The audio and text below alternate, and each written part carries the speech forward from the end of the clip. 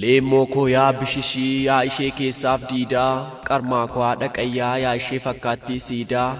bururii koo tuntunoo yaa ishee fakkaattii caattoo, yaa ishee naatoon gulummaa jaalala kootiif baattoo,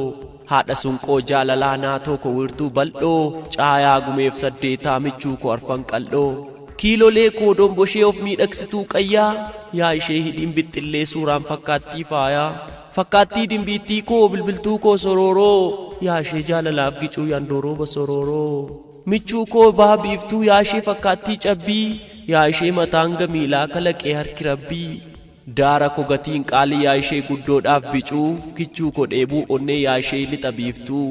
michuu koo sanyii namaa yaa ishee fakkaattuu dooqaa, urgooftuu koo shaggooyyee haadha siinqee fi qooqaa, handoodee koo yaa waleensuu kollee koo jigaa yaa basaasaa, jaalalli kee guyyaan jedhu halkan dhufee nattasaasaa, koree dhufee didirrisa bakkan ciisu lafan rafuu, jaalalli kee nimirrisaa asiif achi takka nafuu, buuseen baasa siin caccabsa tabbas ta'u an danqaraa, natti hin badu siif yoon arge rakkoos ta'u an makaraa, yoon miidhamee siin himadhu yoo xaxamees natti shirri, jaalala keef iddoo kennee boornan ba'a dheebuu sirrii, siin ijaara bisinqillee gamoo guddaa samii ga'u,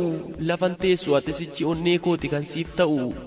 laphee korraa dhaggeeffatta dibbee onnee sirbee dha'u, maddii kotti ciqilfatta boraatiinuu siif hin ta'u, siifan dhufa fagoo ta'us nan barrisa koola baasee, fageenyi nan daangessu lagni guutus riqa raasee,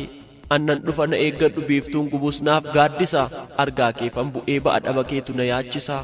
sin ilaala ciroo ga'ee mi'eessoorraan darbus karaa, nan fooladha waa'ee keetiif baddeessaadhaaf bookee mara,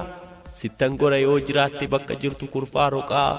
jajjabaattan si ilaala barbaacha kedeemee soqaa.